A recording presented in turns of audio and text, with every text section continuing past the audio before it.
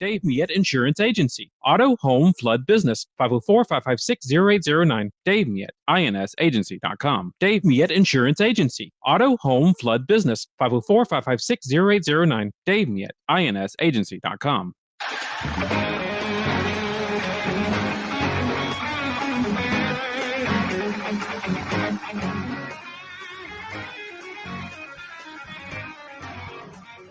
Yeah, you right. Wide Open Wednesday edition of the program where you're the show producer. Yeah, whatever you'd like to discuss. Mario Brothers, a.k.a. Latinx, manning the controls and fielding your phone calls at 766-9480. We don't screen calls like the other shows, and we don't cut you off if we disagree with you like the other shows. It's Wide Open Wednesday. You're the show producer. 766-9480. But we got a lot lined up for you anyway. Like in 15 minutes, less than 15 minutes, Colonel Robert Hodges, Superintendent, Louisiana State Police, will join us live on the program. That's in about 15 minutes. And coming up in the 5 o'clock power hour, thank God, because today and all these topics, too much for me to handle. Another edition of Hilyer and Henican. Right-leaning Quin Hilyer, left-leaning Ellis Henican. We're going to break down a slew of topics. By the way, if you want to learn a little bit about these two national pundits who were born and raised in New Orleans, both of them, you can check them out online. It's QuinHilyer.com. Quin spelled with one N. Hilyer, Hillyer, QuinHilyer.com. You can find out everything about this conservative Republican lifelong. I mean, Quin was a Republican like in his early teens before he could vote, his entire life, a staunch conservative. Check it out, QuinHilyer.com. Ellis Henican, left-leaning Ellis, a liberal. You can check him out at Henican.com, Henican. Henican.com. Yeah, 5 o'clock powwow.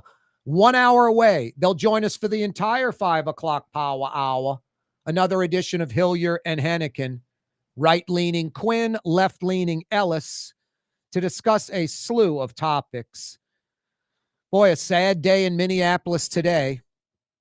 Overzealous ICE agents going to arrest a agitator, a protester. A lot of people were out on the streets, get out of our neighborhood, trying to slow down the ICE agents doing their job, not breaking the law, but protesting and that kind of thing. This woman, 37-year-old U.S. citizen, was in her Honda Pilot when ICE agents approached her vehicle for her to get out of the car. She reversed and then put the car in drive. An ICE agent jumped in front of the vehicle. She drove. I mean, if you look at the video, this woman was fleeing the ICE agents, but a lot of folks think she was trying to run over one of the ICE agents. This ICE agent in front of the vehicle easily got out of the way. The car is accelerating from 0, so maybe 5-8 miles an hour, clearly got out of the way, yet fired off 3 rounds and shot and killed this 37-year-old woman. I don't know. I'm an ICE agent, and I'm doing my job, and a 37-year-old woman is fleeing in her Honda Pilot. 2 things are going to happen. I'm going to let her flee. I'm going to pursue her. I'm going to pull her over, and I'm going to arrest her. I'm not going to jump in front of the vehicle and shoot and kill her. But that's exactly what happened in Minneapolis. Now, this ICE agent may be a veteran, but I would be tempted to think he's probably one of the newbies. And I don't know what the percentage of new ICE agents is, but it's a lot. It's a lot. They're hiring every single day. You want to be an ICE agent? You can. You can. They got jobs available, thousands of them available. When you have an ICE agent, any law enforcement, and they're there for years, decades, hey, man, he's a cowboy. I don't know if that's a bad thing or not.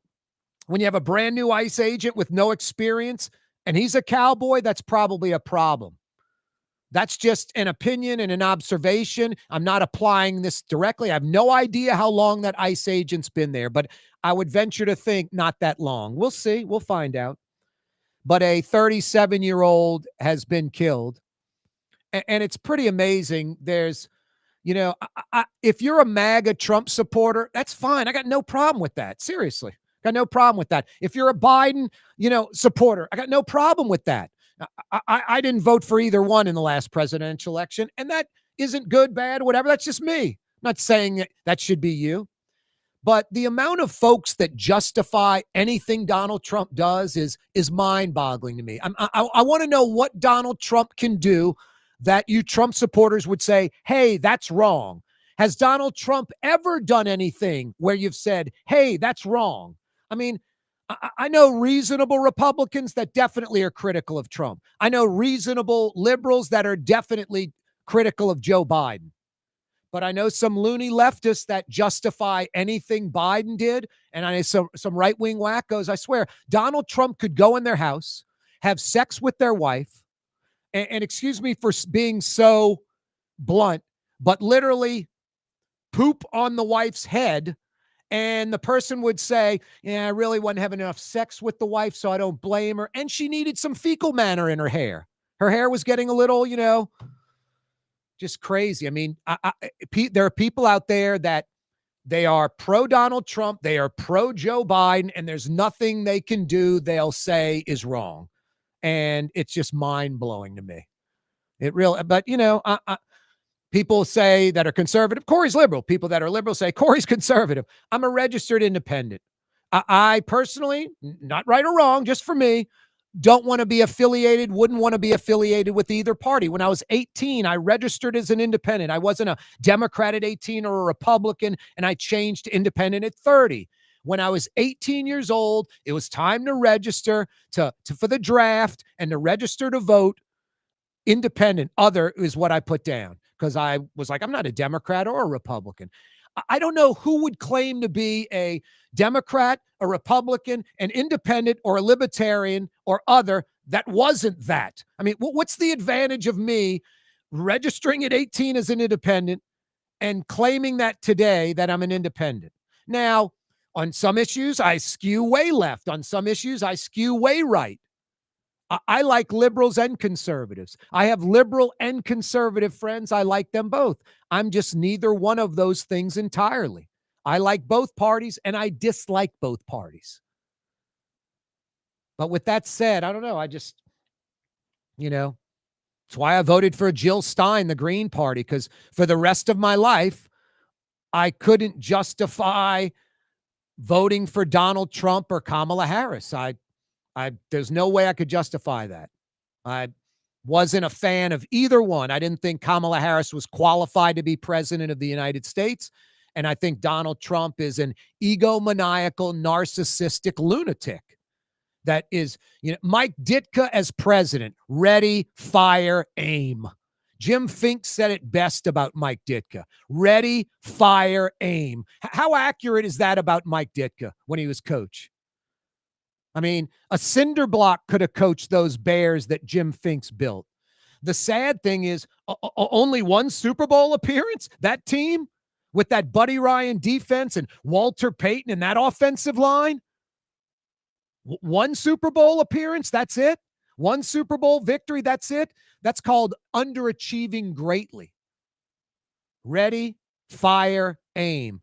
Jim Finks was a genius. He nailed Mike Ditka. And that's our president, Donald Trump, like him or not. Ready, fire, aim. And of course, he posts on social media, the ICE agent was, justified. And on social media, Trump said that, there you go, Mario. Trump said the ICE agent's in the hospital, that he was hit by the vehicle. I don't know. I've watched the video, and I saw video of the guy standing around after, the policeman, photos of him after the fact. I mean, maybe he had to go to the hospital because it's procedure or something. I don't know, but I don't think he's recovering in the hospital as Donald Trump stated on social media. Maybe I'm wrong, but from what I saw, I don't see it at all. Hey, put him on, Mario. We got time, brother. Let's rock and roll. Let's rock and roll. Who's that? Oh, that's Colonel Hodges. Oh, no. Oh, I thought that was just a call. No, hang on a second. Well, actually, yeah, let's go with him, and we'll just take the break when we got to take the break. Colonel Robert Hodges, Superintendent, Louisiana State Police, joins us on the program.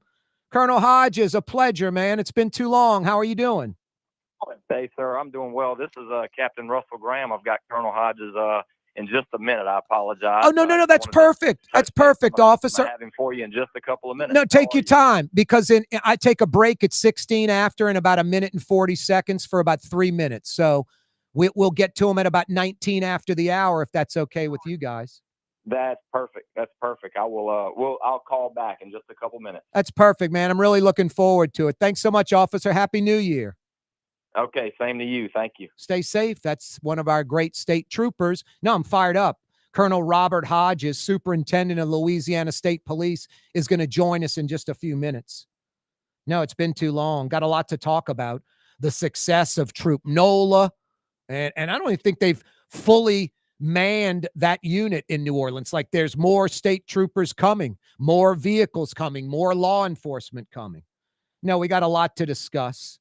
Robert Hodges, by the way, a Brother Martin graduate, a New Orleans native, New Orleans East. I mean, we couldn't get anything better running the state police, especially with Troop NOLA and the crime problem in New Orleans. This guy knows New Orleans. He understands the city. He fully gets our, criminal justice system, what's the strengths, what the weaknesses are. No, he's a native. He understands New Orleans fully, yet he runs the entire state troopers statewide. So no, fired up to get this guy on again. He's joined us a few times on the program. I just woke up this week. I was like, damn, I got to get Robert Hodges on. It's been too long. And boom, just like that, he's going to join us. Yeah, Colonel Robert Hodges in about 3 minutes. 5 o'clock powwow, another edition of Hilyer and Henican. Stick around, New Orleans. We got a lot to cover on this wide open Wednesday, including Buddy D, 21 years ago, passing away. Scott Craig of Katie's Restaurant. All of my ingredients are fresh. Nothing comes out of a can here. Nothing. All of our seafood is Louisiana. All of our vegetables are Louisiana vegetables. It's a neighborhood restaurant. Katie's in Mid-City. Isn't it time to have that dream backyard you've always wanted?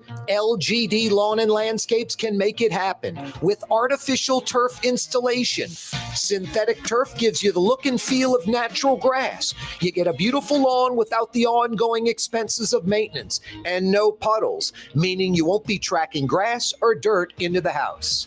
Let LGD come to your house and give you a free estimate. NOLALGD.com. Outdoor dining, Middle Eastern cuisine, under the oak trees, Lebanon's Cafe, some of the city's finest lamb chops and shish kebab, Carrollton at Jeanette by the streetcar barn, Lebanon's Cafe.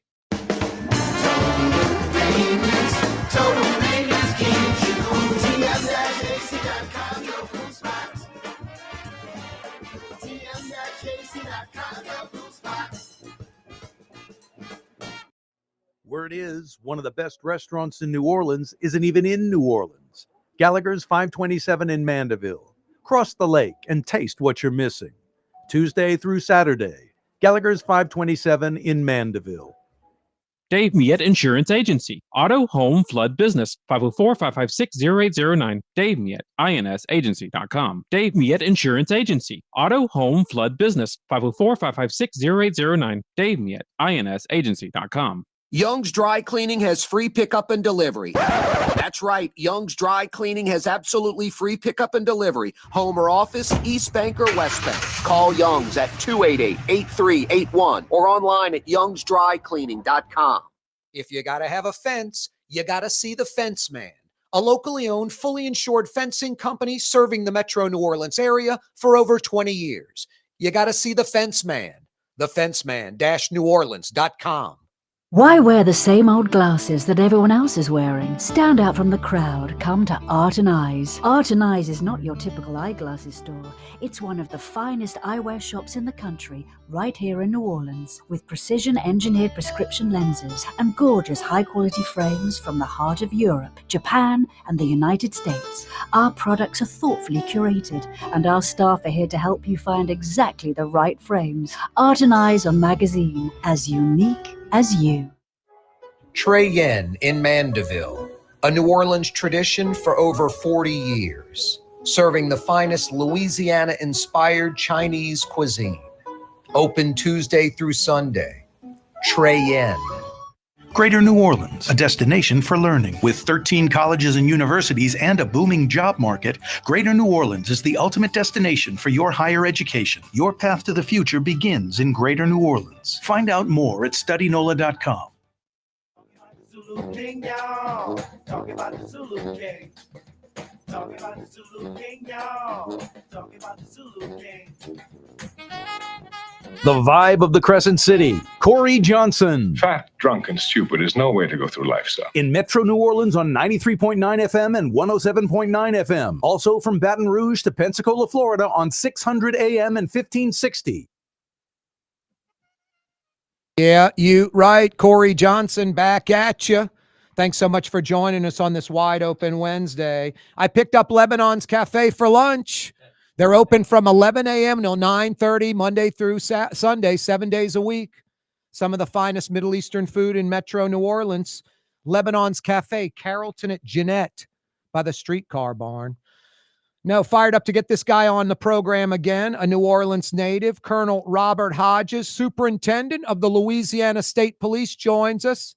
How you doing, Colonel? Great. Good afternoon. Thanks for having me. My pleasure, man. Thank you so much for joining us again. Happy New Year. Everything's going good? Things are looking very bright for 2026. I like to hear that. Yeah, brother Martin grad, growing up in New Orleans East. Isn't that right? That's correct. Where did you grow up in the East? Right near Resurrection of Our Lord. So Reed and Sheffield Highway. Oh, wow. All right. Over in that direction. Yeah. I was going to say, if you're like on Morrison, did you live in that LSU house with the purple and gold front doors, if you remember that place? I do recall, but no, wasn't so fortunate to be in LSU home like that. But did graduate from there like yourself. So proud Tiger alumnus. Yep. Hey, Colonel, before we get into it, I heard your motto, correct me if I'm wrong, faith, family, and fitness. That's correct. Right on point. Where did you come up with that? I just, through my years, both starting college, then Army National Guard, then to state police over the last 30, and in my leadership roles, you're around a lot of inspiring people, certainly a lot of family, my Catholic upbringing from my parents, and you know, being married for 27 plus years. Wow. And a father of two daughters.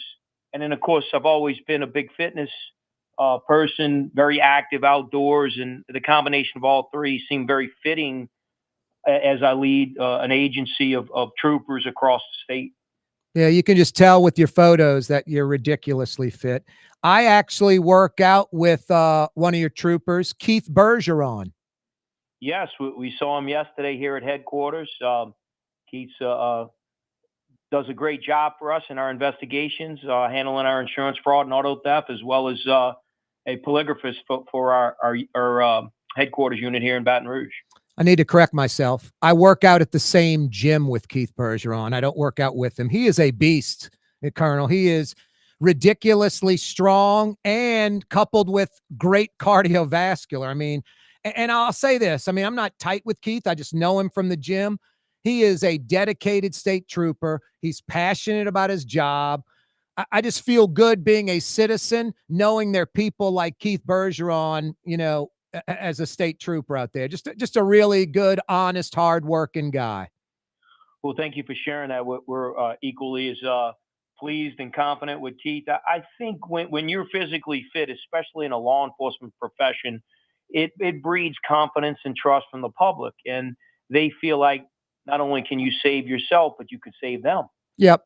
Yep. That's really important today as we face a lot of unknown challenges day in and day out. And I think fitness is something you can personally take care of on your own without, let's just say, without anyone else giving you something. It's what you, even if you were an athlete, gifted, and a big stud in any one of the sports, and even if you played college athletics, in the end, it's up to you to day in and day out to ensure that you have a high level of fitness, especially to perform the hours that we keep, the schedule, the rotation, the special details, and just the expectation today. So I'm thankful that many have taken that faith, family, and fitness to heart and really tried to improve themselves personally and, of course, professionally. And then I think their families would be proud of them as well. Yeah, there's no way to cheat or lie about fitness. You got to, you do it or you don't. That's right. You know? That's right on point. You either do it or you don't do it. Yep. Hey, Colonel, you have Troop NOLA going in New Orleans now for a while. How pleased are you with Troop NOLA, and what have they accomplished in the last couple of years in the city, last year plus? Well, I think we've been very successful. Credit to Governor Landry. It was his vision not only to bring Troop NOLA and stand it up as a full-fledged troop like our other 9, so it's 10 total with NOLA, but to ensure that our focus wasn't just on the French Quarter, but that it was citywide, because we know that the city encompasses many of our residents and those from the metropolitan area who don't just live there, but many who come in to work there, and also who live throughout the city in various neighborhoods. You know, being a native of New Orleans, everyone refers to things as neighborhoods, and we want to show that consistency. We want to show that objectiveness to keeping everyone safe, whether they're as far out as New Orleans East or all the way close to the Jefferson line, whether that's Lakeview, whether that's in the Earhart area, whether that's Gertown or Pigeontown or any of the areas uptown, any of the areas that Leak Avenue where our residents reside. We want to know that we have a presence throughout the city. When we look back on 2025, and it was really an incredible year of events that were pre-planned, like Mardi Gras and Super Bowl, and then some very unplanned events, like the terrorist attack that we just celebrated the 1-year anniversary. Also, we recall we had 5 days of snow, which shut down the interstate system prior to Super Bowl, coupled with later in May, we had the 10 fugitives escape from the Orleans Parish Jail. And you look back on that first 6 months of the year, and I'm incredibly proud of our troopers and our partnerships with the NOPD, the other agencies in the city, like the Harbor Police, the Levee Board. Those often get forgotten. And our other state partners, Wildlife and Fisheries, the State Fire Marshal, Probation and Parole. And look, don't forget about those federal agencies, the FBI, the ATF, HSI, DEA, U.S. Marshals, all of those agencies, Secret Service, we've been really working well together. And I think that's the success and that's the blueprint for a public safety plan statewide. And other areas across the country have kind of noticed how well we've worked together. And I think today the public really doesn't differentiate in uniform, whether it's a local, state, or state, or even a federal uniformed officer. They see a badge and a gun and they need help. And so when we work together, we're a force multiplier. And I think that's a credit to our success last year and then moving forward, as we just finished a successful Sugar Bowl and New Year's Eve and New Year's Day celebrations in the French Quarter without any major incidents. And now we look forward, looking ahead, we have Carnival will be starting just next month. Yep. And a great Carnival year again, working with our partners. We were able to get the Tier 1 security rating through the federal government, which means extra resources from the federal side, and that's equipment, that's personnel, that's money to safeguard the city for all of Carnival. I think that's significant for city officials and then, of course, really the whole state. Yep.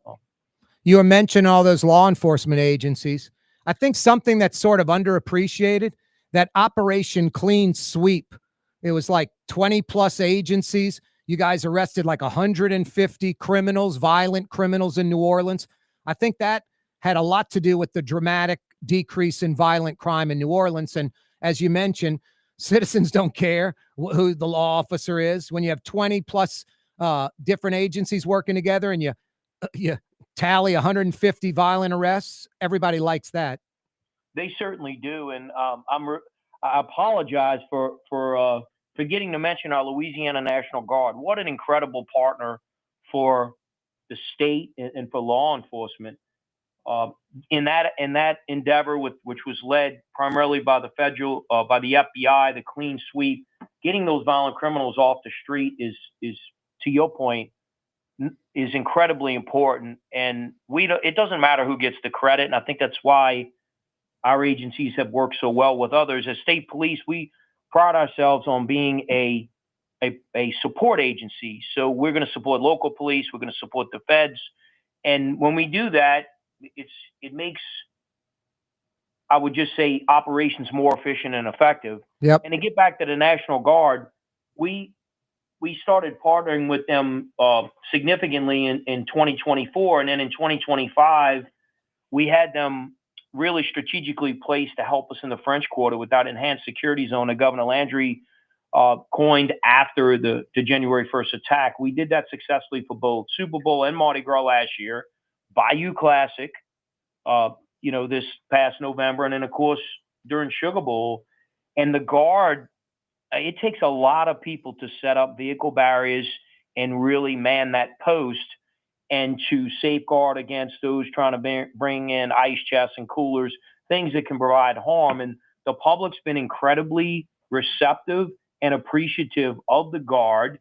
And as you know, they're here again through February 28th under President's declaration, President Trump. But what I'd remind everyone and yourself is that it's the Louisiana National Guard. So it's our men and women who live here in New Orleans, live across the state, who are helping make Louisiana safe. And we couldn't do it without them. They're a big piece of the puzzle that often gets overlooked in law enforcement operations. I think the last time we visited, influenced me, Raphael Goyeneche, some others in town.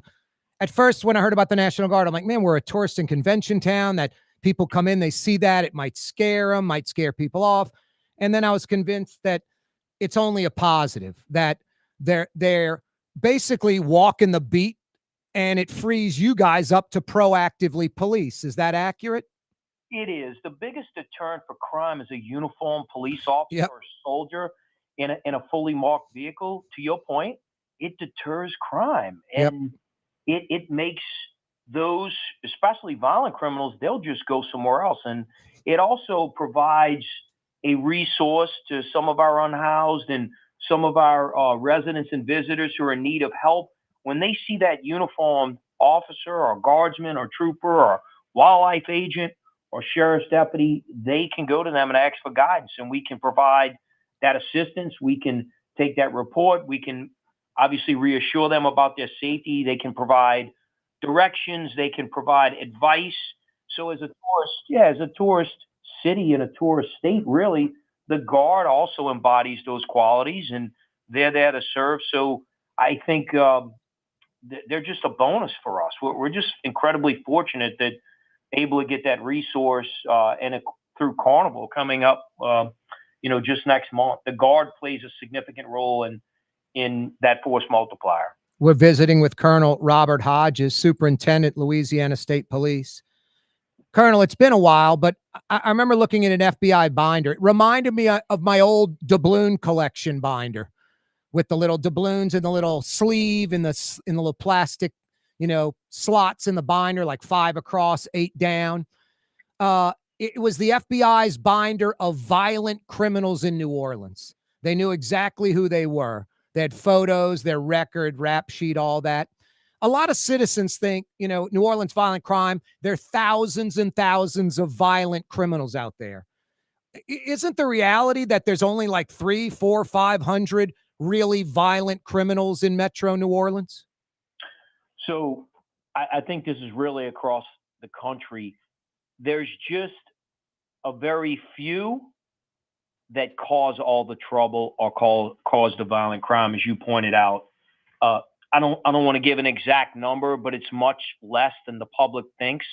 It's a small group of bad actors that are getting a lot of attention from the media, and they get and often overlooked is the good work that we're doing in the communities, whether that's through education, whether that's through outreach, whether it's through quality of life issues. But yes, I think it's a certainty amongst law enforcement in all metropolitan cities across the country. It's a very small group of people committing the violent crimes. In Louisiana, and specifically New Orleans, we'll talk about Baton Rouge, Alexandria, Shreveport. It's a lot of neighborhood gangs. Yep. And those neighborhood gangs, for whatever reason, always find themselves involved in violent crime. And that's just something that we've, I guess, geared and planned each and every day on how to combat that and minimize that. We're realists. We certainly don't want to adapt to I guess the word I'm looking for is any sense of violent crime or any loss of life or injury is incredibly important. Every life is important. But in the context of the big picture, you have to realize that some days there are going to be shootings and some days there's not going to be any. And even when we have a strong police presence, it sometimes doesn't deter those neighborhood gangs from committing senseless violence. But that doesn't mean that we won't continue that presence for special events, for operations that we gear specifically toward certain groups like the FBI did with Clean Sweep in conjunction with NOPD, State Police, and all the other agencies in Louisiana. But I just want to reassure the public that nothing is taken too lightly with us, and we got to earn, as much as we got to earn the public's trust each and every day, we got to earn the criminals' trust and know that we're a force to contend with, and that if they commit any type of act, especially a violent criminal act, we're going to be there to hold them accountable, and there's consequences for those actions. Oh, they know it. And I think you could just look at, the small crimes like the four-wheelers on Sunday taking over streets and running around the town, the drifting. That's all kind of gone away because these criminals, they're not watching the show, but they're talking amongst themselves. Boy, the NOPD is more proactive. Damn, this Troop NOLA, they seized Jimmy's car when he was drifting. They chased down Jimmy and arrested him. They seized his four-wheeler. So I think when you get rid of the kind of, I don't want to say petty, but these lesser crimes, it permeates through that criminal, group, and it definitely deters crime. I think they definitely notice the Troop NOLA and the more proactive NOPD policing. Do you think that's right? Yeah, I think it's very much on point. A credit to the NOPD. They got out of their consent decree. I think that's going to help them with recruiting, which helps us as a law enforcement community, as public safety partners. I want to give credit. We're very thankful to have an air support unit where our helicopters can be up there to provide that overwatch. That's a huge deterrent. And what you mentioned a moment ago about smaller crimes, they lead to larger crimes. And so when they realize we're going to hold them accountable and we're going to seize those vehicles with the help of our Louisiana Attorney General's office, Liz Merrill, they prosecute all of the cases in Orleans Parish, all of the investigations and arrests that Louisiana State Police makes, both in uniform and in our investigative unit. They handle those for us. And a lot of credit to them for getting high bonds, for getting stiff sentences. And that message it permeates throughout that community. They realize that they just weren't immediately given a low bond and they're back out on the street doing the same drifting, off-road riding on whether it's a motorcycle or ATV, yep, or any type of street racing, because those cause significant crimes. If you think if that happened in an early morning or even in the afternoon on a weekday, now that we have school back in session and we had school buses and children getting off the bus, people returning to their homes from work, they're not expecting to see a street closed or street racing. And contrary to what social media shows, it doesn't always, it doesn't just take place at night or on the weekend. Sometimes it's during the week in the middle of the day. So we're very much on top of that. And we're glad that we've seen a significant reduction, not only in violent crime in New Orleans, but in those type of what we refer to as quality of life issues in lower level crimes. It's making a difference. And I think it's the community as a whole, especially in the Metro New Orleans area. We get a lot of thanks on that because no one wants their child or their loved one to be involved or happen to be a victim of getting struck, hit, or in a crash with someone who's doing something out there recklessly like that with a vehicle. I love Troop NOLA. But we're fortunate here in New Orleans. We got Troop N, Troop NOLA. We kind of double dip. We got Troop B as well, right? Yeah, so we rebranded Troop N to Troop NOLA, which is based in the city, and we still have Troop B, which encompasses the other 5 parishes, which I guess border Orleans, and that includes Jefferson, St. Bernard, Plaquemines, St. Charles, as well as St. John parishes. And then on the North Shore, as you make your way across to Slidell, where you live in St. Tammany, we have Troop L.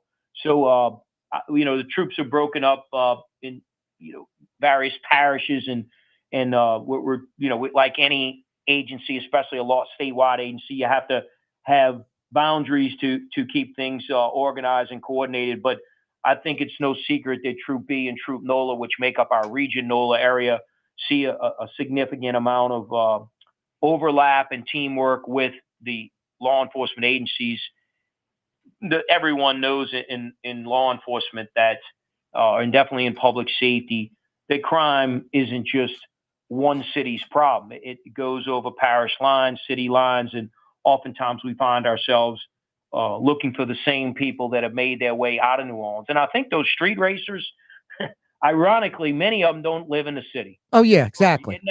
And I think you saw that in some of our arrests early in, 2 years tomorrow since Governor Landry was sworn in, and I was appointed superintendent of Louisiana State Police. And so he made that a priority early in, along with Troop NOLA. And we found, and still today, that most of those that are coming in don't even live in the city. They go there because I guess they feel like it gives them more clicks or shares. Yeah, it was the Wild Wild West back then, before you guys got in there and lowered the crime. They knew they could get away with it in New Orleans. The four-wheelers, the drifting. They would have guys, I heard from Texas, coming in a van with extra tires and rims, because after drifting a while, they would blow out the tires, jack up the car, put on new tires and rims, and start drifting again. I mean, it was coming in from out of town because New Orleans was the Wild Wild West. It's not the Wild Wild West anymore. It certainly is. And then a credit to all of the agencies, especially the NOPD. When you have troopers and New Orleans police officers in a uniform presence, then someone first off is probably not going to want to set up that type of street racing activity, but they know that if we do get a report of it, that the number of troopers and police officers are going to be there so quick that they won't be able to escape. And then, of course, they'll be held accountable. Yep. They'll have their day in court. And then the seizure of those vehicles, I think, makes a big difference. That's where it really impacts them. And they say, you know what, we're going to go somewhere else. Colonel Robert Hodges, Superintendent, Louisiana State Police, is with us for just a couple of more minutes. Hey, Colonel, a few questions. I guess we can just put them all into one thing. How many in Troop NOLA today? Is it fully manned? And what's the total number, if it's not fully manned, where you'd like to be at? So I think publicly we've said that the complement was 40 uniformed troopers in Troop NOLA. We're just a little shy of that at the moment. And sometimes that's related to promotions. They do a lot of good work out there. Sometimes they advance up in other sections. But, from a number perspective, what a lot of people forget is since February of 2011, we have our Bureau of Investigation right there in the Benson Tower on the 13th floor next to the Superdome. So we have a large complement of plainclothes troopers that handle not just Orleans Parish, but the other 5 parishes, which encompass Troop B. So we're real close to meeting that target through recruitment over the last almost 2 years. We've brought in over 200 new troopers through recruiting. Now, they all didn't come to Troop NOLA. They went across the state, but we've really been pleased with the recruiting and, of course, the building out of Troop NOLA. It's very unique. So you want to send the right trooper there who understands the role, although mirrors a lot of things that we do across the state. In an urban area, the expectation and the job duties is just a little different. So Yep. we're real close to meeting that number. I think we'll have it very soon, and I don't see it going away anytime in the future. Governor Landry's committed, and we love the partnership with NOPD and our federal agencies. It's just going really well. That's great. Hey, statewide, what, about 1,200 troopers now? So we're over 1,000. We also have a complement, just under 100 criminal investigators. Those troopers or those investigators work in the Bureau. Many of them are retired troopers who come back in that role. And we also have over 100 DPS officers. Those are the ones in a gray shirt and blue pants. You often see them patrolling the Crescent City Connection Bridge after they dissolved the DOTD, Crescent City Connection Police. I don't know if you recall that. So if you add those numbers together, we're in over the 1,200. But as troopers, we're just north of 1,000. Hey, a new state-of-the-art crime lab's coming online soon, right? It is. It's making some incredible progress. It's been a long time coming. It's a 118,000 square foot state-of-the-art facility, $110 million project. I want to thank our legislature for allocating the money. They're midway. It's stationed here in Baton Rouge, our headquarters campus. And right as you walk in, you can't miss it. We're so excited. We anticipate the construction company, Lemoyne and their group, sometime first quarter of 2027. So maybe 15 months out. And we still operate our current crime lab here at headquarters. But moving into that new facility, it's going to almost double the space. More importantly, it positions us well with the future, the investigative tools and technology, and the expectation of the public with DNA analysis and, of course, ballistic through NIBIN, and just tracing crimes, especially violent crimes. You think about rapid DNA, and you think about sexual assault kits. All of those will be state-of-the-art and more efficient and effective. And 55 of the 64 parishes rely on that lab to process their requests. Wow. So it'll be here sooner than later, Corey, and I'm certain that it will produce some very impactful results. Not that we aren't doing it now, but just at a faster, more enhanced pace. Nice. That's what, on Foster Drive in Baton Rouge? Well, ironically, so Foster, that's where we moved from there in 2002 to our current facility on Independence Boulevard, right across from Independence Park. Yeah. This is the site. I know you like history. It's the site of the old Baton Rouge Airport. Oh, yeah. It's about 100 acres. The old North Foster or South Foster Yeah. Drive. The end of government, basically? Yes. So that's correct. End of government, right where it meets in between Lobdell and East Airport. But our old facility became Baton Rouge Community College. Gotcha. So that was the old headquarters. Our training academy was built here in 1981. Then in 2000 and in 1983, they built the lab. And then in 2002, we moved all of our headquarters operations here off Independence. And then we have the new lab, which we're excited about. Sometime next 2027, end of first quarter, there'll be a lot of press and a lot of excitement as we get that open and fully functional. Lastly, you guys are celebrating what, a 90th birthday, the Louisiana State Troopers? We are. July 28th this year will be 90 years as Louisiana State Police. We have thankfully it falls on a Tuesday. Weekdays are always good for celebrations, and we are planning to certainly bring in a lot of our retirees and former troopers to come back and celebrate this historic event. I'd like to just commend those who came before me and those that will come after me. That's the reason that inspires you to join an agency. A lot of professionalism, a lot of history, a lot of culture, and we want to celebrate that on July 28th for our 90th anniversary. Any final thoughts, Colonel, before we do it again in the future? 2 years tomorrow under Governor Landry's administration, and we look forward to a very productive and effective public safety plan across Louisiana. Moving forward, you'll see us And we've already been in other places, but you'll see us going to Shreveport and Alexandria, and not necessarily setting up a patrol troop, but doing concerted enforcement operations in conjunction with our federal partners. And that success will go to other areas that have some crime problems. And that includes Baton Rouge, where we were last summer. So we're just excited about 26, thankful that the year started off safe. And we're poised to do good things moving forward with our investigative tools and technology. Colonel Robert Hodges, always a pleasure, man. I really appreciate the time. Thank you so much. Yes, sir. Happy New Year. Yeah, Happy New Year to you too and all the troopers. That's Colonel Robert Hodges, Superintendent, Louisiana State Police. Corey Johnson with you till 6. Automotive Collision Center. It's open now. We fix cars and trucks. We do all makes and models. And it doesn't have to be a Ford or a Lincoln. It could be whatever you're driving. 32,000 square feet under roof. Now open at 3101 Williams Boulevard. It's all about you, the customer, getting the most for your dollar. I would say the most perfect collision center anywhere. The Lamarck Automotive Collision Center, 3101 Williams Boulevard. Go check it out. Word is, one of the best restaurants in New Orleans isn't even in New Orleans. Gallagher's 527 in Mandeville. Cross the lake and taste what you're missing. Tuesday through Saturday, Gallagher's 527 in Mandeville. Why wear the same old glasses that everyone else is wearing? Stand out from the crowd. Come to Art and Eyes. Art and Eyes is not your typical eyeglasses store.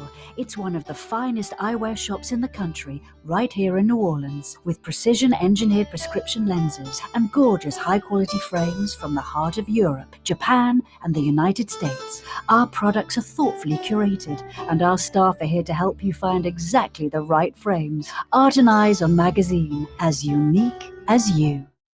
When USA Today ranked the 10 best must-visit New Orleans restaurants for travelers, Mid-City's own Katie's made the list.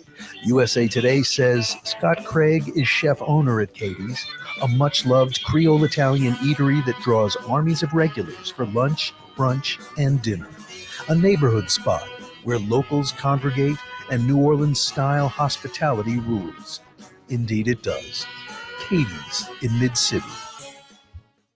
If you got to have a fence, you got to see the Fence Man, a locally owned, fully insured fencing company serving the metro New Orleans area for over 20 years. You got to see the Fence Man, thefenceman-neworleans.com. Trey Yen in Mandeville, a New Orleans tradition for over 40 years, serving the finest Louisiana-inspired Chinese cuisine. Open Tuesday through Sunday. Trey Yen. Isn't it time to have that dream backyard you've always wanted? LGD Lawn and Landscapes can make it happen with artificial turf installation. Synthetic turf gives you the look and feel of natural grass. You get a beautiful lawn without the ongoing expenses of maintenance and no puddles, meaning you won't be tracking grass or dirt into the house. Let LGD come to your house and give you a free estimate. NOLALGD.com.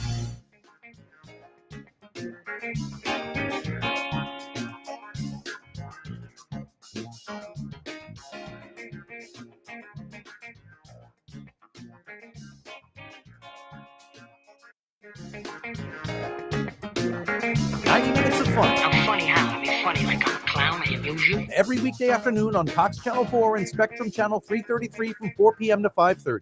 Yeah, you right. Faith, family, and fitness. Yeah, if you Google Colonel Robert Hodges, you can just tell this guy's a badass. He's just barrel-chested, totally fit, you know. He's not like smiling with like a thumbs up for his photo. He's just serious. No, he's legit. I was almost going to get into it, Mario. Like, shouldn't all police and law enforcement be fit, like part of the job? Like, you have to go to the gym. You have to be fit. Yeah, you should be in at least decent shape if you're going to, be a police. You don't know what you can run into. But this man is. He's in very, very good shape. He is. He's a badass. I'll never forget, Mario. I'm covering the Vince Marinello trial.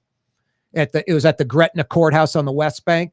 And all the media's waiting for, the representatives to come out and have a little press conference out in front of the courthouse on the steps. So it's like 30 media out there. We're kind of standing off maybe 100 yards away. And these troopers pull up. And I'll never forget, not troopers, excuse me. It was Jefferson Parish cops, Jefferson Parish sheriffs. And the two sheriffs get out of the vehicle, and they're both just huge and chunky. I mean, they're big. They're fat. They're literally almost obese. And it was, I mean, not that this is important. One cop was white and one was black. And they were Jefferson Parish sheriff's deputies, and they were both the exact same size, big, fat, out of shape guys, which I didn't care about until they opened up the car and they pull out this, and this is irrelevant, but I'm just giving you the details. This like white, just trout looking dude in like a wife beater t-shirt, skinny little punk with his hands behind his back, cuffed. They pull him out the car. And before I'm serious, my brain, your brain doesn't take sentences. You can rattle sentences or thoughts off almost a paragraph in a millisecond. My brain's like, those cops are fat. That little punk could run off. Before I could even think it, he shoots off. He takes off running.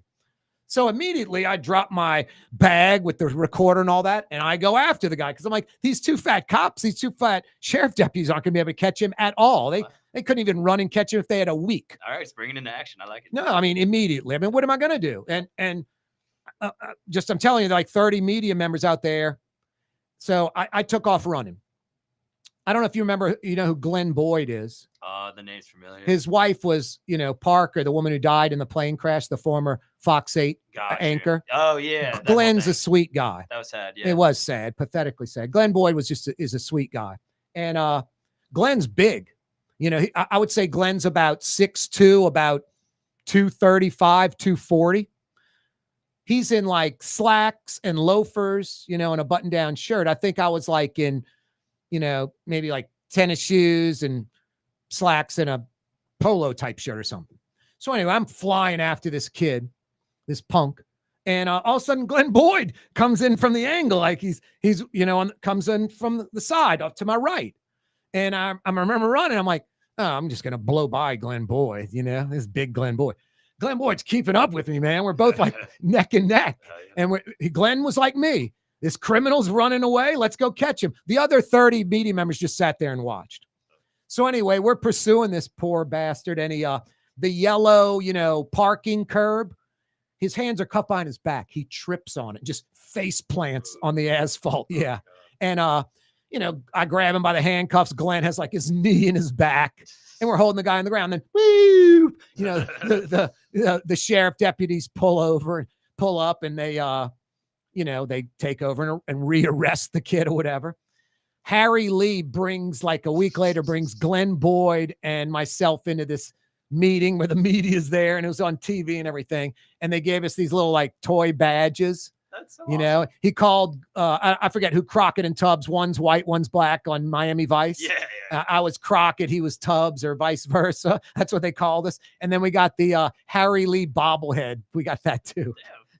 But I got the badge. I was like, no, I want a badge where I can like, hey, I was speeding. Let me go, officer. I want one of those friendly badges, the real one. The ones y'all give away to friends. Anyway, I got the little kid badge. That's an awesome story, man. It is a good story. Yeah. It's funny. And I mean, I was going to say I'd be scared, but he has no handcuffs, so I guess he can't stab you or anything. Well, I mean, honestly, Mario, I'm going to tell you, if the dude was like some big violent criminal and he stole the gun of the sheriff or the baton, I don't know. I mean, I guess I still would have gone after him. I don't know. But I mean, he was just a little punk, like 150 pounds, little skinny little runt, like 5'8", 5'9", wife beater t-shirt. Nothing against tattoos, but tatted up, all that, just like a little punk. Man. And no, he just tripped. I mean, I was like, I'm going to kick his leg and make him trip. And right when I'm thinking that, he hits the damn parking thing and face plants. Man. But he didn't get very far. That's an awesome story. That was pretty fun. Shout out to you and Boyd. That's cool. I might have over there, I might have the bobblehead. I have to find it for the 5 o'clock power hour. Oh, boy. Hey, 21 years ago today, Buddy Deliberto passed away. You hear me all the time, broadcasting live from the Buddy Deliberto Total Maintenance Studios. That's right here. Yeah, we dedicated the studio, I guess 15 years ago to Buddy D. And that'll be forever. Now, Mario, you're a sports guy, so you knew who Buddy was, even though you're only 31. Yeah, I know. But your era, you talk to folks that about Buddy D, either they have no idea who he is, or they'll say something like, "You talking about the Domino's pizza guy?" I'm like, "What are you talking about?" And then I'm like, "Oh my God!" At the end of Buddy's career, he had on the Domino's shirt, the Domino's hat, and he has the box of Domino's pizza, and he was doing, "Hey, Domino's pizza, bought one pizza on a Wednesday, got a second one free," that kind of thing. And I'm like, Domino's pizza guy. I'm like, this dude's resume has nothing about the Domino's pizza guy, but that's all they remember because that's what they saw in the tail end of his career, him in the Domino's pizza outfit. I know all about him now, but honestly, as a kid, I knew him as the dress guy. Like the guy that said if the Saints ever go to the Super Bowl, he'll wear a dress. Yeah. He passed away in 2005. In 2009, Bobby Hebert did in his honor, and they had a whole parade downtown with a bunch of like guys wearing dresses. Yeah, no, exactly. Buddy came up with that. Now, the bags for the Saints? Yes. Buddy came up with that. He owned a bar. And the Gong Show was on. They had the unknown comic wearing the bag. And one of the, regulars like, Buddy, you should wear a bag on your broadcast. Buddy was doing stand-up in the cemetery. The Saints were like 1 in 15. He comes up with the bag doing a live shot. And the bag, all that, the rest is history. On Newsweek, they had the bag guy on the year in review. Anyway, Buddy D passing away 21 years ago today. Stick around, 5 o'clock powwow. Hilyer and Henican next. On TV on Cox Channel 4 and Spectrum Channel 333. Also on YouTube. On radio at NOLA Talk 93.9 FM, WSLA New Orleans. It's 5 p.m. Ford F-150, #1 seller in America. What about in the USA? Let's see, what about in the world? Who sells more trucks than Ford? Nobody. It's because the Lamar team is the real team. All that makes it happen is one goal. Everybody having a great experience at Lamar Ford. We became #1 for a reason, because we're good. And we need to prove it every day, every deal, all the time. For game-changing innovation, look to the Latrim family of companies located in Harahan. Intralox, a Latrim company, changed the game when they invented modular plastic conveyor belts over 40 years ago. These belts and innovative Intralox technology are transforming movement in manufacturing facilities around the world. Intralox is a dynamic global company now hiring in production, warehousing, shipping, and more. If you want to be part of our successful team, visit Latrim.com. That's LAITRAM.com. Young's Dry Cleaning has free pickup and delivery. That's right. Young's Dry Cleaning has absolutely free pickup and delivery. Home or office, East Bank or West Bank. Call Young's at 288-8381 or online at youngsdrycleaning.com. My Sittu, that's Arabic for grandmother, used to make the best football kibbe. You can experience kibbe just like my grandmother used to make, and so many other Middle Eastern favorites on the streetcar line. Lebanon's Cafe. Why wear the same old glasses that everyone else is wearing? Stand out from the crowd. Come to Art and Eyes. Art and Eyes is not your typical eyeglasses store. It's one of the finest eyewear shops in the country, right here in New Orleans, with precision-engineered prescription lenses and gorgeous high-quality frames from the heart of Europe, Japan, and the United States. Our products are thoughtfully curated, and our staff are here to help you find exactly the right frames. Art and Eyes on magazine, as unique as you. Isn't it time to have that dream backyard you've always wanted? LGD Lawn and Landscapes can make it happen with artificial turf installation. Synthetic turf gives you the look and feel of natural grass. You get a beautiful lawn without the ongoing expenses of maintenance and no puddles, meaning you won't be tracking grass or dirt into the house. Let LGD come to your house and give you a free estimate. NOLALGD.com. South Shore residents that love good food are making the short trip across the lake to Gallagher's 527 in Mandeville. North Shore folks have known about Gallagher's 527 for years. Now the South Shore has discovered this hidden gem. One of the metro area's best restaurants is less than 30 minutes away. Take the quick trip across the lake and experience Gallagher's 527 in Mandeville. As good as it gets. Dave Miette Insurance Agency. Auto, home, flood, business. 504-556-0809. Dave Miette, INSagency.com. Dave Miette Insurance Agency. Auto, home, flood, business. 504-556-0809. Dave Miette, INSagency.com. Tired of cleaning your gutters? Improve the value and look of your home with Leaf Guard gutters. And you'll never have to clean your gutters again. Ever. I guarantee it. Let Audubon Gutters install Leaf Guard gutters today. You'll improve the look and value of your home. And right now is the perfect time during Audubon Gutters' 99-cent installation sale. Call 469-6494 now. Get out of that gutter and get on the phone. At Audubon Gutters. In New Orleans, we don't eat to live. We live to eat. More is better. Scott Craig of Katie's. That is our slogan. More is better at Katie's. It means more of everything. Not just more food, more smiles, more friendship, more love, more. When you do something, you have to do it right. You know, it's all about more, and it's all more of the good things. Get more at Katie's Restaurant in Mid-City.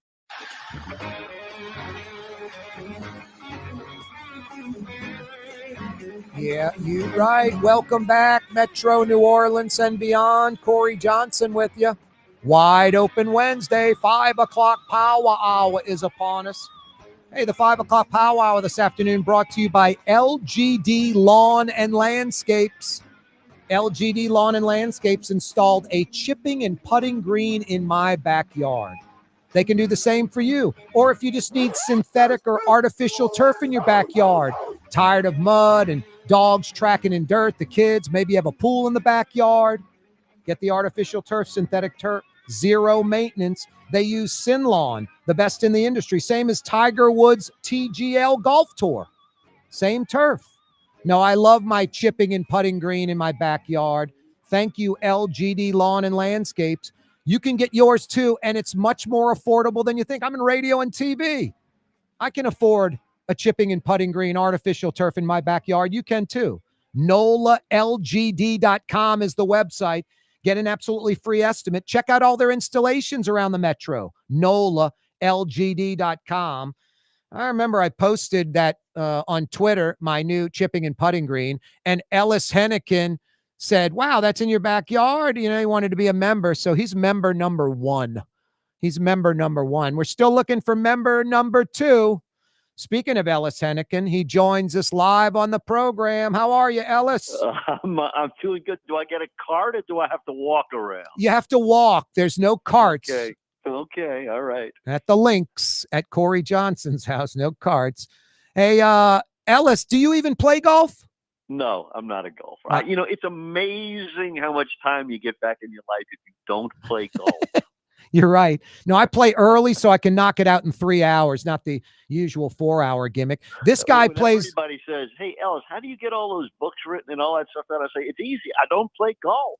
Yep. Well, Quinn plays golf and he writes all those books. How are you, Quinn? That's true. I'm doing fine. Thank you. And Ellis, you've got your priorities wrong. What's the use of life if you can't at least aspire to play golf? Golf I think both is of you the most need an essential intervention, part of I life. What is that, Quinn? Golf's what? Golf is the most essential part of life. Most essential part of life. You can have it. Boy, I'll tell you, I'm glad both of you guys are on the program today because I am literally overwhelmed with all the stuff going on. It's kind of mind-blowing. You know what kind of stinks? And I guess, Quinn, maybe you can relate to this more so than maybe Ellis because you're a staunch conservative. You're a Republican. I hate almost bringing up these topics because I know there's a lot of Trump and MAGA supporters out there, especially in like suburban New Orleans. It's a lot of my base, audience of the show. And a lot of these folks are hardcore. They're binary thinkers, not critical thinkers. They are committed to Trump no matter what.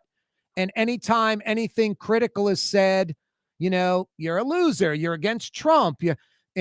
So I feel that when I'm discussing anything that's, I guess, anti-Trump. And I guess you feel it a lot because you're a Republican and people question your credentials, which makes me laugh since you've been a Republican since before you could drive. Well, there are a lot of topics where being conservative in the old school and being Trump are entirely different things. Let me just leave it at that. Boy, guys, let's get right into it. What a tragic story in Minneapolis. This ICE agent gets in front of a woman who was fleeing from agents, went up to her and said, stop your vehicle, pull over. She put the car in reverse and then put it in drive and started to drive away. An ICE agent jumped in front of the car as she started pulling forward, fleeing, not trying to run over the ICE agent. He pulled out his revolver and fired 3 shots and fatally killed this 37-year-old woman, a U.S. citizen in Minneapolis. I'm sure you guys have seen the video, know the story by now. There's multiple videos out there, different angles.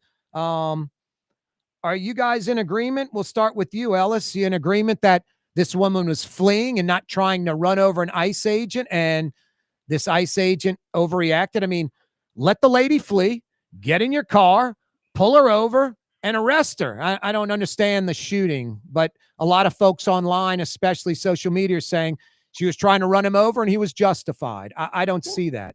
Here's the problem with that analysis, Corey. It's 2 simple facts. One is you can look at these videos from any angle and you can realize 2 things. One is that her wheel was turned away as if she's pulling away to the right side. She wasn't trying to run anybody over. She wasn't going to run anyone over. And secondly, the bullets came through the side window.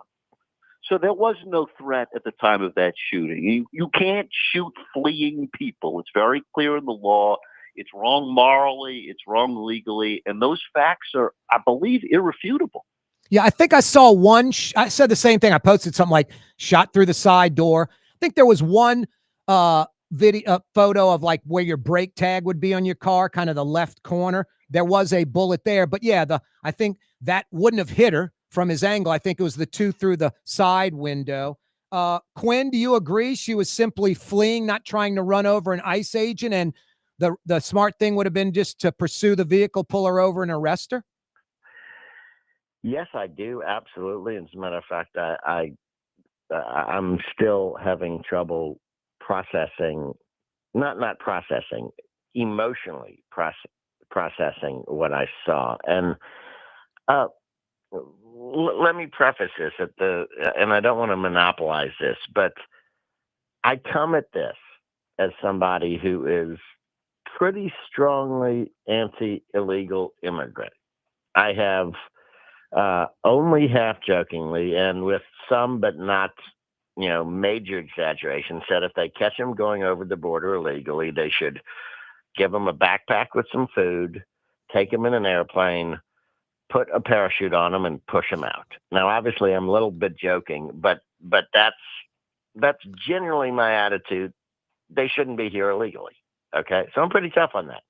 I'm also pretty darn pro-cop, publicly in major events, national news events, defended the cops when the media was going crazy against the cops.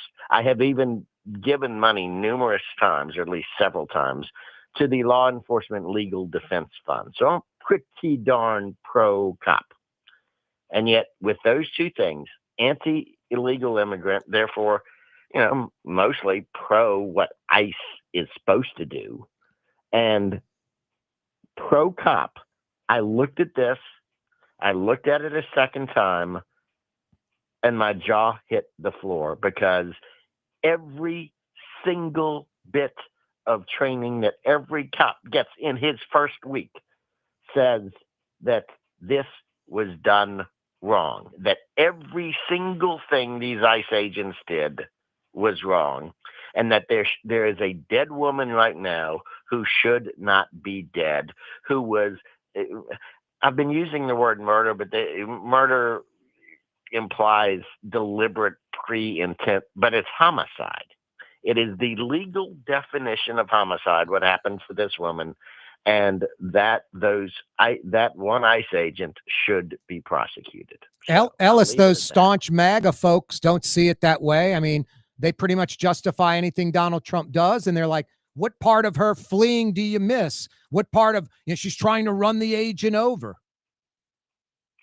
Well, listen, you can't convince everybody, and you're right, Corey. People see see things through very tribal eyes today, but this was inevitable, and it won't be the last one. You send these rah-rah guys out with often with little training. Now we don't know the specifics of this officer yet. He's not been identified, so I don't want to speak specifically about him. But in general, they are sent out with all the wrong attitudes. They are not acting like professional law enforcement people. They're from hiding their identity with masks to pretending to go after the worst of the worst, and then spending most of their time chasing down people through Home Depot parking lots and restaurant dishwashing stations and the nannies caring for people's children. Every single aspect of this has been devoid of the kind of things that we expect from professional law enforcement officers, which is to be a member of the community, to enforce the law in an appropriate and fair and a professional manner. And this is just a bunch of cowboys told by their president, go and do more and be ugly and be nastier, and we'll defend you no matter what you do. It's a recipe for continued disaster. Quinn? Yeah, well, everything Ellis said is right, and this is coming from at the top, or at least from the top of Homeland Security, namely Kristi Noem, the secretary. But again and again across the country, there's absolute indisputable video of ICE agents escalating situations that don't need to be escalated, of them taking people who are literally not in their way. They're annoying because they're filming the ICE agents, but they have every right to film them. And the ICE agents, including there was one just this morning, just before this story broke, of somewhere else in the country, ICE agents going up to somebody with a camera, cursing at them, pushing him in the chest, threatening to arrest them. They are the ones escalating, and they are not trained to do otherwise. And there's no indication that when these abuses do come out, there's no indication that anybody at the top is telling them to draw back and to actually learn how to de-escalate and learn how law enforcement is supposed to work. So when you've got all that going on, and then you see this, and this lady, if you watch the whole video, is not blocking both sides of the road. She's literally waving cars. Yeah, hold that thought real quick, Quinn. I'm going to knock out a quick break. We're going to come right back on that thought. Don't move, New Orleans. Word is, one of the best restaurants in New Orleans isn't even in New Orleans. Gallagher's 527 in Mandeville. Cross the lake and taste what you're missing. Tuesday through Saturday, Gallagher's 527 in Mandeville. Here at the NOLA Coalition, we love our kids and we love our city. The people of New Orleans are standing together for a better future. By harnessing our collective resources, the NOLA Coalition will create a safer, more prosperous city for all residents. Your support is needed to help reduce violence, invest in our children, and drive generational change. Join now at nolacoalition.info. Francesca Deli and Pizzeria has over 15 specialty sandwiches, a big 10-ounce burger, and some of the best pizza in New Orleans. Francesca Deli and Pizzeria on Harrison Avenue in Lakeview between Canal Boulevard and West End. Total maintenance keeps you cool. Total maintenance keeps you cool. Total maintenance keeps you cool. TM-AC.com, your cool spots. Total maintenance keeps you cool. TM-AC.com, your cool spots. Young's Dry Cleaning, with 2 walk-up locations with personal service. Young's on Claiborne and Young's on Harrison Avenue in Lakeview. Young's Dry Cleaning. Call 288-8381 or online at youngsdrycleaning.com. There's a Middle Eastern restaurant that's less than 5 minutes from where Causeway and River Road meet. Lebanon's Cafe. Convenient to Old Metairie and Old Jefferson. Carrollton at Jeanette on the streetcar line. Lebanon's Cafe. Dave Miette Insurance Agency. Auto, home, flood, business. 504-556-0809. Dave Miette, INSAgency.com. Dave Miette Insurance Agency. Auto, home, flood, business. 504-556-0809. Dave Miette, INSAgency.com. Scott Craig of Katie's Restaurant. All of my ingredients are fresh. Nothing comes out of a can here. Nothing. All of our seafood is Louisiana. All of our vegetables are Louisiana vegetables. It's a neighborhood restaurant. Katie's in Mid-City. If you got to have a fence, you got to see the Fence Man, a locally owned, fully insured fencing company serving the metro New Orleans area for over 20 years. You got to see the Fence Man, thefenceman-neworleans.com. For game-changing innovation, look to the Latrim family of companies located in Harahan. Intralocks, a Latrim company, changed the game when they invented modular plastic conveyor belts over 40 years ago. These belts and innovative Intralocks technology are transforming movement in manufacturing facilities around the world. Intralocks is a dynamic global company now hiring in production, warehousing, shipping, and more. If you want to be part of our successful team, visit Latrim.com. That's LAITRAM.com.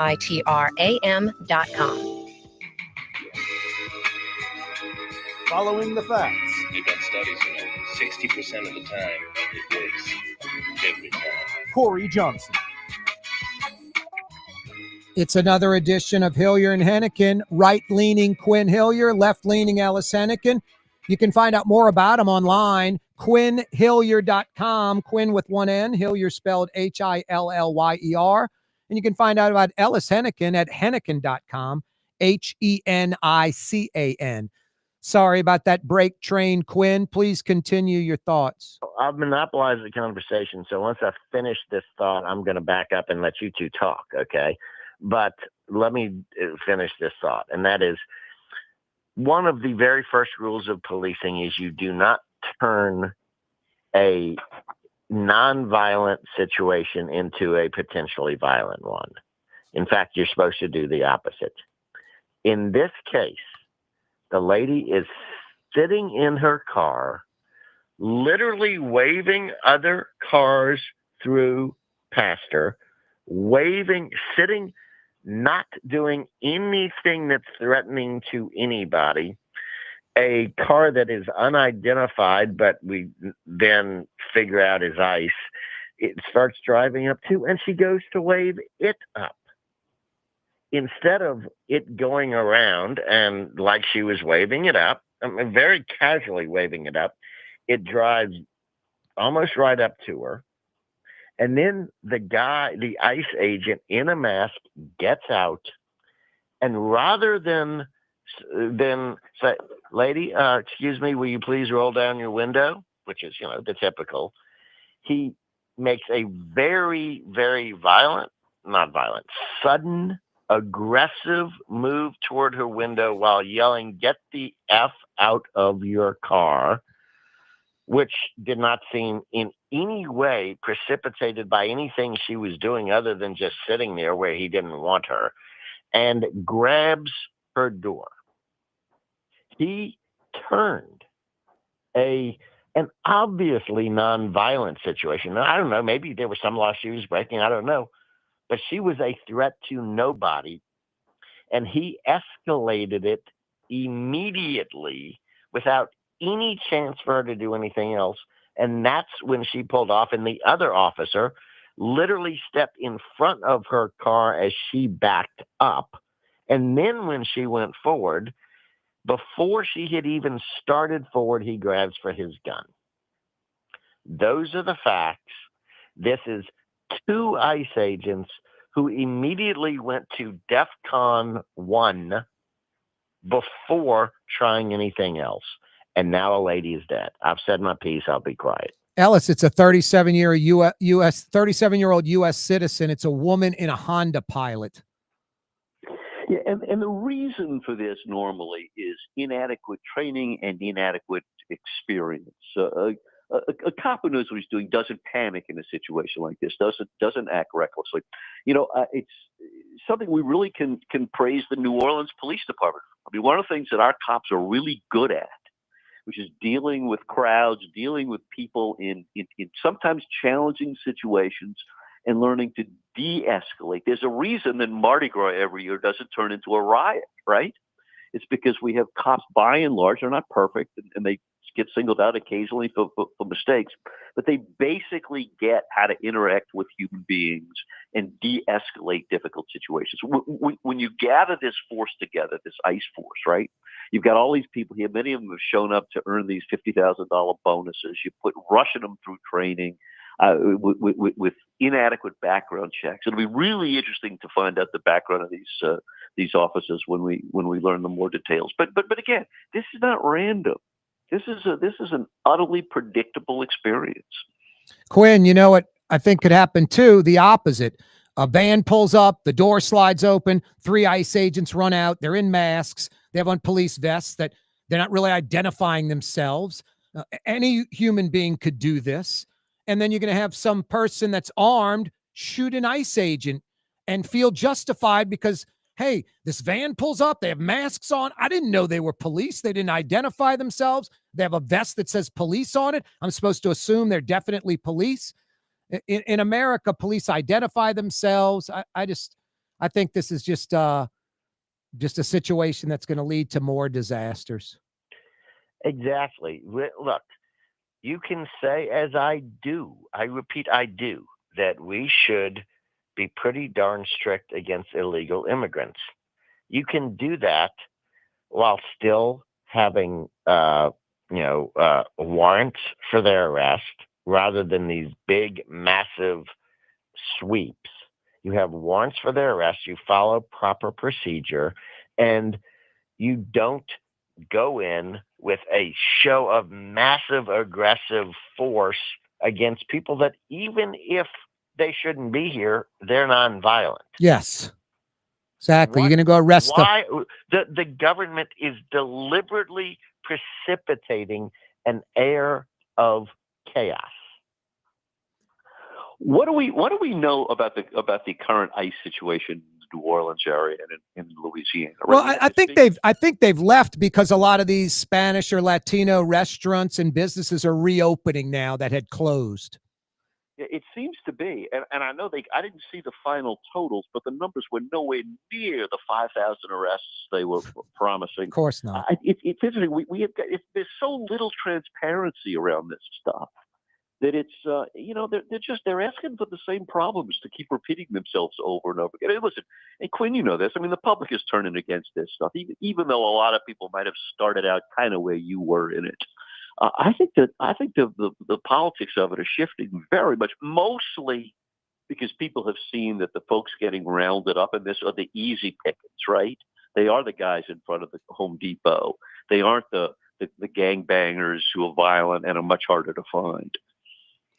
I don't even mind if they pick up the people in front of Home Depot, as long as they do it in a way that doesn't literally exacerbate a sense of chaos and potential violence. But yet that is what they are doing. That is the policy of the Trump administration and of Kristi Noem. And then to go out there and literally, as both the president, who by the way lied and said that the shooter went to the hospital, which he didn't. He said he's recovering in the hospital. I was going to bring that up. He was not even injured. Exactly. And Kristi Noem called the lady a domestic terrorist, a dead lady who was sitting in her Honda waving traffic past. And this person heading our Department of Homeland Security calls her a domestic terrorist. Meanwhile, the lady has loved ones who are now in grief because their mother, their wife, their sister, their friend is dead. Hey, Quinn, Noem, Miller, Hegseth, shall I continue? Is there a single legitimate person in the Trump administration, or are they all yes people?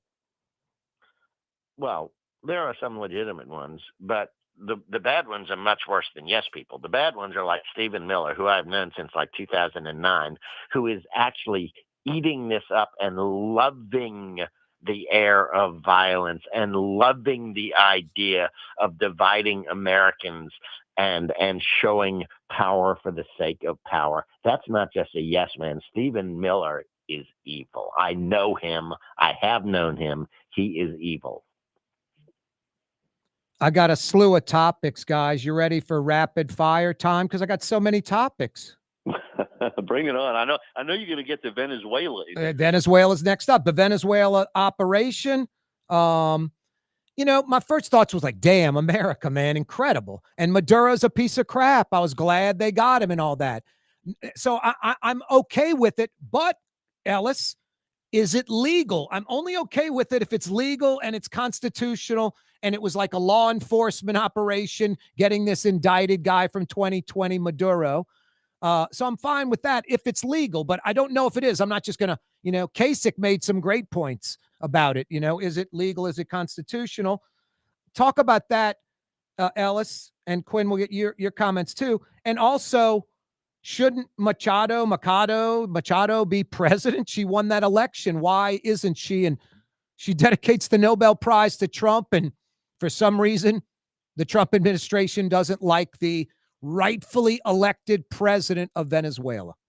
Yeah, I don't think they like the fact that she got the Nobel Prize and he didn't. Wow. Listen. Clearly, it's not legal. Congress was not even not only was not no permission, they were not even notified of it. And to me, the legal question is part of it, but there's also a question of, is it smart? I mean, are we going to be worse off? I mean, I now see these thugs in Venezuela on the street, these citizen patrols who are really, violent motorcycle gangs. Basically, it really is. Remember what Colin Powell said about that rule where if you break it, you own it. And I don't know that we really want to own that place. Quinn? Well, okay. You've got people, I saw them online today, saying, why are you having Hilyer and Henican on the same time when you both hate Trump? I'm going to slightly defend Trump here. Okay. Maduro had to go. Yep. Number one.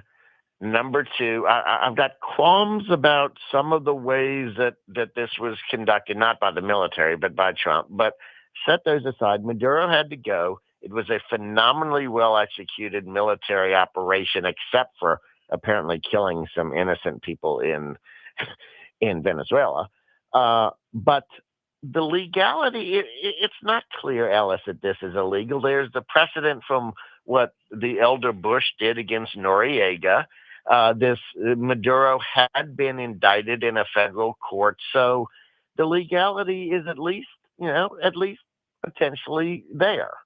So I'm not going to bash Trump on this, although if I had time, I would then get into some of my quibbles. But on the whole, we're probably better off for it, although Ellis raises good points about what comes next. Why isn't Machado the president? Well, it's interesting. I really do think it's the personal, being upset that she got the prize and he didn't. It really might be as simple as that. I just think I don't think they know what they're doing, right? I mean, you looked at when the cabinet officials were standing behind Trump, and he was like, "Oh yeah, those guys are going to be running Venezuela." And then we go around to Marco Rubio, it's a Hegseth, and they'll say, "Well, no, actually, it's Stephen Miller. No, we're not actually going to be doing it." I don't think there's a plan. I think they're just kind of hoping for the best. I don't think the oil thing makes much sense. I mean, whatever it's going to take to revive the oil infrastructure in Venezuela is going to take forever. I don't know that Exxon and these big companies are going to want to invest in there in the current kind of turmoil. I really think a lot of it's a dry run for Cuba. I think there's a great dream on the right. Maybe Quinn shares this. A great dream on the right to try and topple the government violently in Cuba, and that this really is maybe just a bit of a trial run. Quinn? I've said what there's time to say now, which is that basically, this is at least in theory, this was supportable, and the military deserves credit for how they carried it out. Yep, I agree. Hey, what about the U.S. seizing these oil tankers? The Russian oil tanker, good. Yep. I'm all for that. Ellis? Yeah, but you know what? Just real quickly on the Russia thing, this sets a terrible precedent with our relations with others, right? If we hold up the notion that we can invade another country and remove its leaves, and we have a right to do it because it's not too far from us. That's Yep. basically the argument. What do you say about Russia and Ukraine? Yep. What do you say about China and Taiwan? Yep. I mean, my God, the damage that causes. No, it emboldens those morons. There's no doubt. Hey, Hegseth, Senator Kelly. I mean, Kelly's a hero. 2 wars, naval aviator, space shuttle pilot on several missions. Quinn, this Hegseth, demoting him, taking his pay away, insane, right? Totally insane. Look, Corey, as I told you, I got to run because it's at 5:30 and I got to be somewhere. I hate to do this. No, it's okay. Yeah. Quinn, always a pleasure, brother. Thanks for having me on. I appreciate it. No, I appreciate it. Thank you, Quinn, so much. Okay, thanks. Bye. Ellis, this Hegseth thing is absolutely crazy. And the MAGA folks, Kelly's no hero. I'm like, oh, wow. What do you have to do to be a hero? I don't care that he's, a Democrat or not. I could care less about Kelly's, politics. Oh, you lost Ellis? Yeah, call him back. No problem. It's another edition of Hilyer and Henican. Quin Hilyer had to beeline out of Dodge. Ellis Henican will be joining us back in about 30 seconds. No, this situation's crazy. And it honestly, it sucks for me because I know there's a lot of MAGA supporters out there, and it just looks like I'm just bashing Trump and ripping Trump, and there's no real benefit for me in my show to do that, except I can't sell out and do something that I don't feel is right, that I don't feel is right. Hey, Mario, why don't we knock out that break we missed, and then we'll come right back and get Ellis back on the line. It is a wide open Wednesday. Corey Johnson with you. More with Ellis Interlocks, a Henican. Latrim company, changed the game when they invented modular plastic conveyor belts over 40 years ago. These belts and innovative Interlocks technology are transforming movement in manufacturing facilities around the world. Interlocks is a dynamic global company now hiring in production, warehousing, shipping, and more. If you want to be part of our successful team, visit latrim.com. That's LAITRAM.com. There's a Middle Eastern restaurant that's less than 5 minutes from where Causeway and River Road meet, Lebanon's Cafe. Convenient to Old Metairie and Old Jefferson. Carrollton at Jeanette on the streetcar line, Lebanon's Cafe. Dave Miette Insurance Agency. Auto, home, flood business. 504-556-0809. Dave Miette, INSagency.com. Dave Miette Insurance Agency. Auto, home, flood business. 504-556-0809. Dave Miette, INSagency.com. Why wear the same old glasses that everyone else is wearing? Stand out from the crowd. Come to Art and Eyes. Art and Eyes is not your typical eyeglasses store. It's one of the finest eyewear shops in the country, right here in New Orleans, with precision-engineered prescription lenses and gorgeous high-quality frames from the heart of Europe, Japan, and the United States. Our products are thoughtfully curated, and our staff are here to help you find exactly the right frames. Art and Eyes on magazine, as unique as you.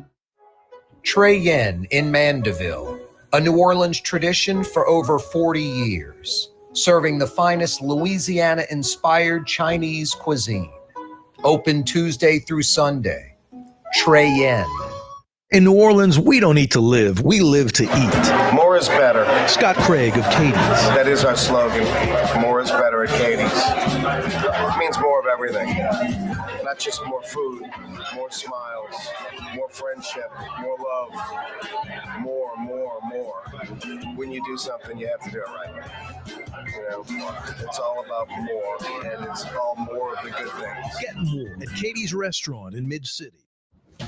Isn't it time to have that dream backyard you've always wanted? LGD Lawn and Landscapes can make it happen with artificial turf installation. Synthetic turf gives you the look and feel of natural grass. You get a beautiful lawn without the ongoing expenses of maintenance and no puddles, meaning you won't be tracking grass or dirt into the house.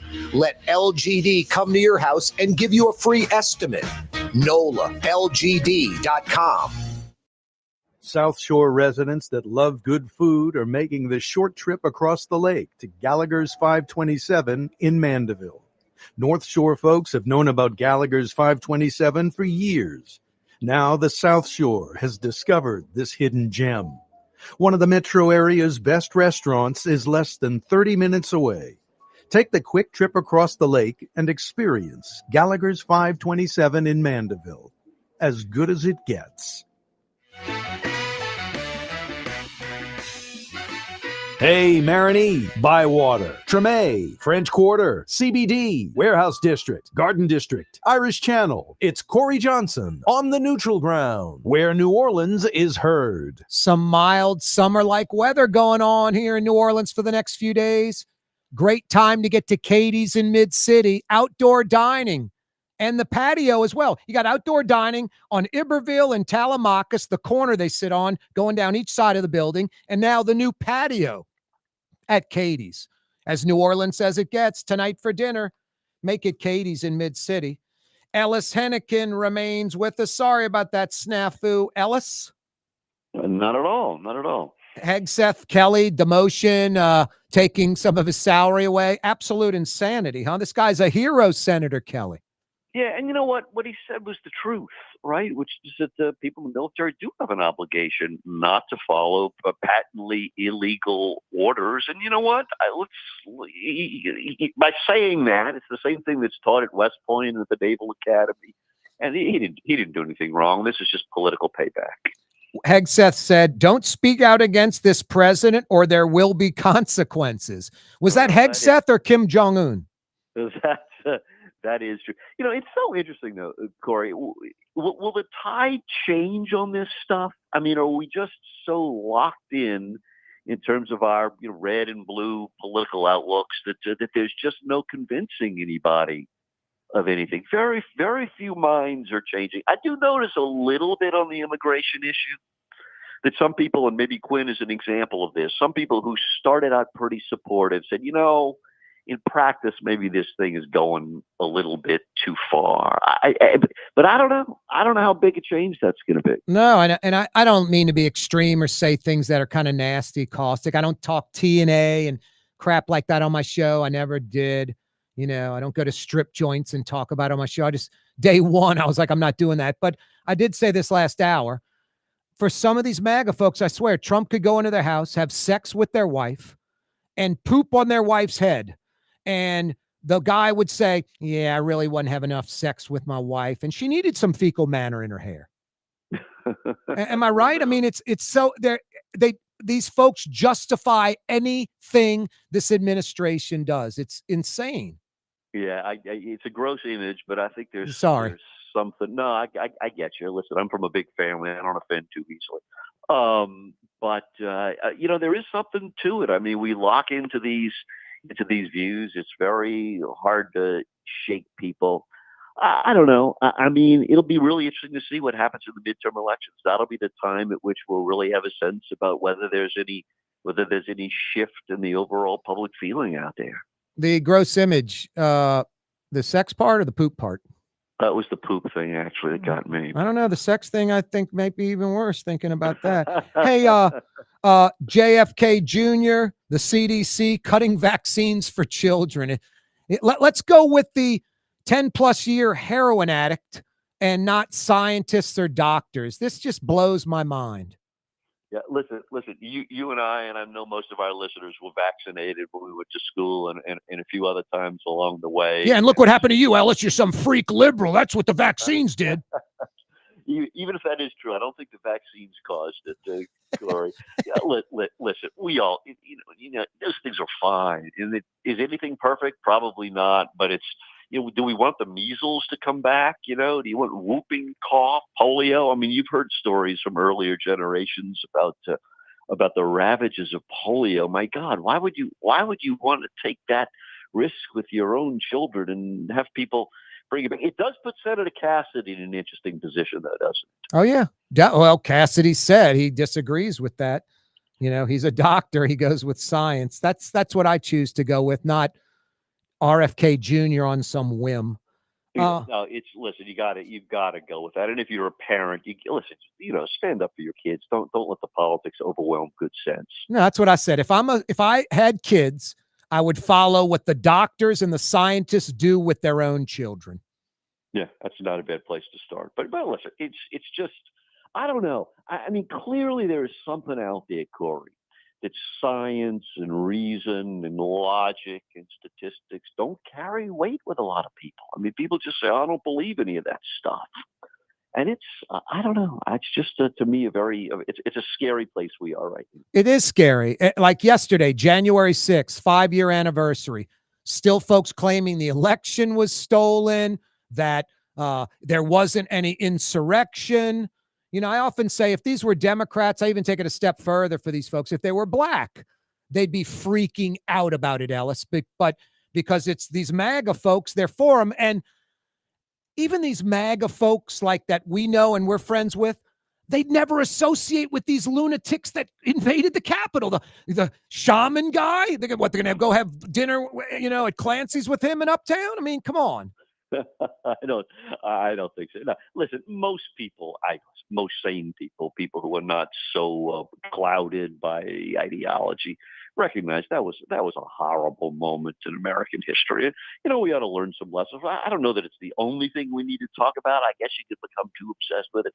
But the first way of learning from these things and putting them behind us and moving on is to recognize the facts for what they are. And they were pretty terrible. Yeah, here's a couple of facts. I'm not saying they're equal, but when December 7th rolls around, December. Yeah, we think Pearl Harbor. When September 11th rolls around, we think 9/11. And no matter what these folks that want to downplay January 6th, forever, for the rest of our lives, we'll know what January 6th was about. It's never going away ever. It's part of American history forever. And that to me is a fact. No, that's a really good analogy. And I think, listen, there are people, who give you alternate views of the so-called 9/11 truthers, who have these crazy stories. But the vast majority of sane people don't believe any of that stuff. I mean, they believe what really happened, what the evidence shows. And the same with Pearl Harbor. I mean, obviously that's long before our time, but I mean, we know enough about that. I think that the Japanese really did attack us at Pearl Harbor, and we lost a lot of lives there. So you don't think Bush wanted to throw out that first pitch after 9/11 at the baseball game, and that's why he planned 9/11? I do not. I don't think the Jews were alerted beforehand. I don't think the Muslims were holding pep rallies. I don't think the building was wired with dynamite. No, I don't believe any of that. That's because you've never been blasted by a Jewish space laser, Ellis. There is that. So, I mean, listen, we all try to have open minds. Who knows what I will discover?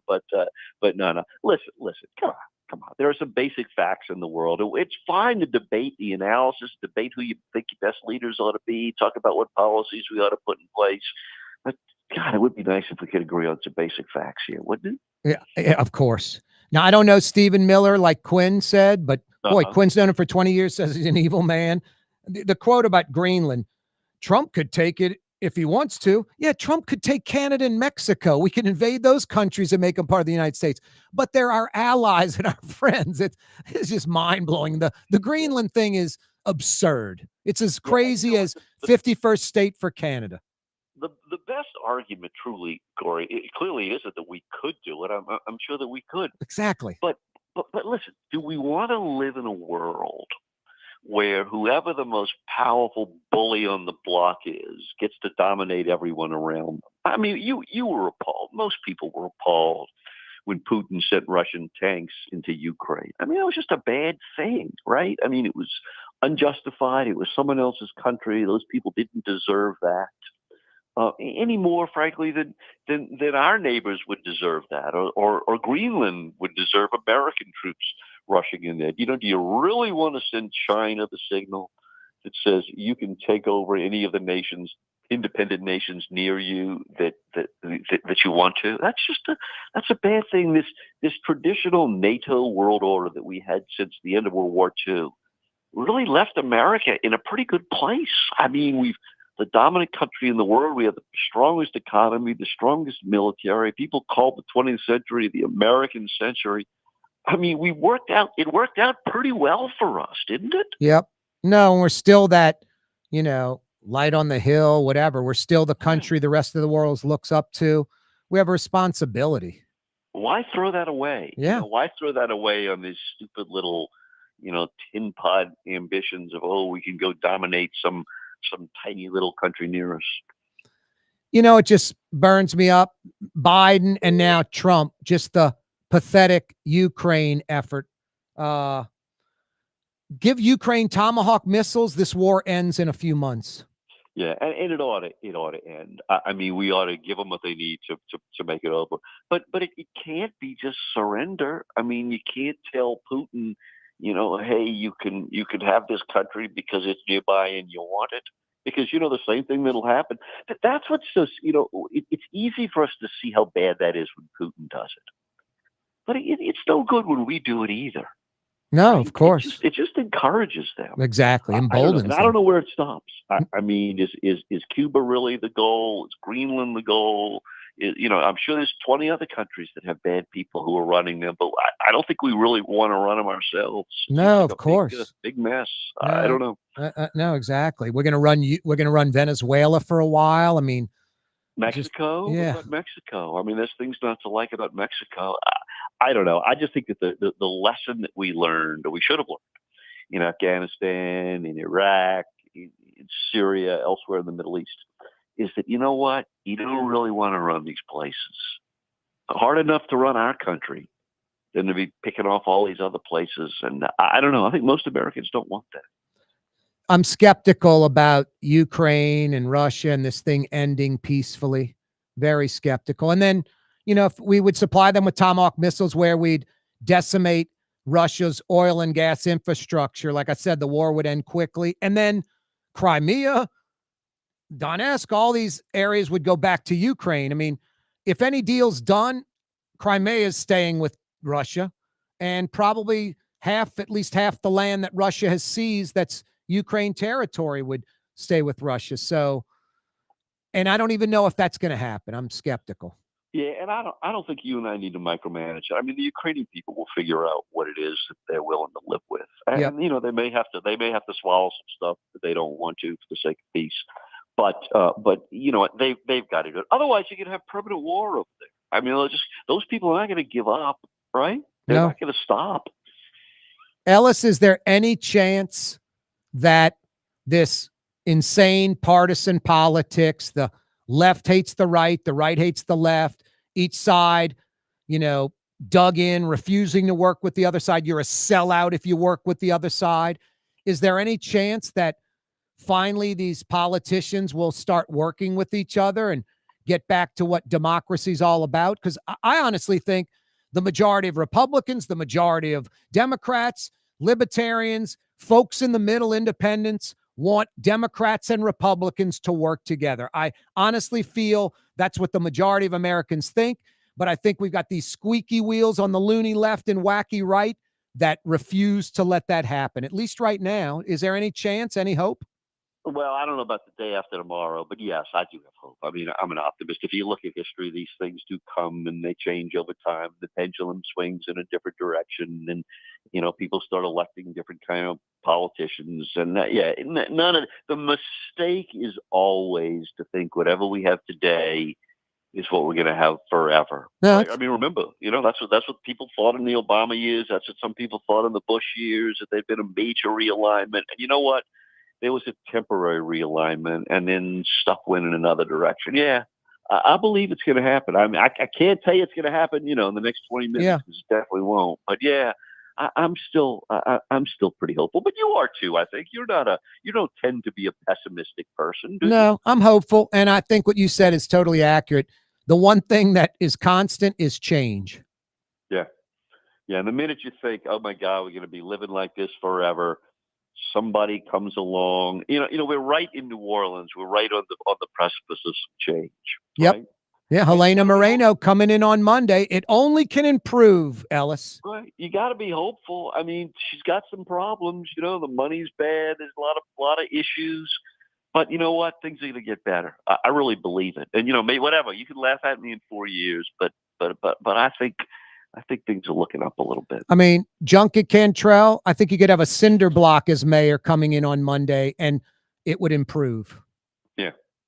Well, listen, we'll have plenty. We will certainly have plenty to talk about Ellis, you're writing any books lately? What's going on? I am. I'm working on something right now that I wish I could tell you about it, but I sort of can't quite yet. But I have two good things in the hopper, and as soon as I can, the legal stuff is done, I'll be happy to hype them with your audience. I've always gotten such great response from the Corey Johnson clan there. I mean, we've sold books, we've been supportive, and I love talking to my hometown about this stuff. No doubt.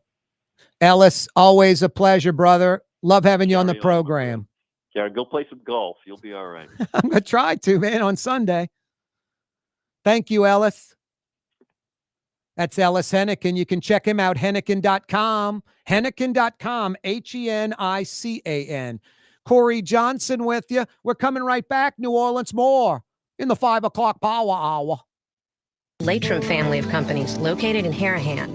Intralox, a Latrim company, changed the game when they invented modular plastic conveyor belts over 40 years ago. These belts and innovative Intralox technology are transforming movement in manufacturing facilities around the world. Intralox is a dynamic global company now hiring in production, warehousing, shipping, and more. If you want to be part of our successful team, visit Latrim.com. That's LAITRAM.com. Scott Craig of Katie's Restaurant. All of my ingredients are fresh. Nothing comes out of a can here. Nothing. All of our seafood is Louisiana. All of our vegetables are Louisiana vegetables. It's a neighborhood restaurant. Katie's in Mid-City.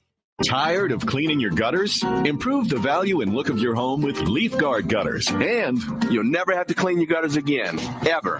I guarantee it. Let Audubon Gutters install Leaf Guard gutters today. You'll improve the look and value of your home. And right now is the perfect time during Audubon Gutters 99-cent installation sale. Call 469-6494 now. Get out of that gutter and get on the phone. At Audubon Gutters. Word is, one of the best restaurants in New Orleans isn't even in New Orleans. Gallagher's 527 in Mandeville. Cross the lake and taste what you're missing. Tuesday through Saturday, Gallagher's 527 in Mandeville. When you need a new fence or automatic gate at your property or place of business, anywhere in Metro New Orleans, you got to see the Fence Man.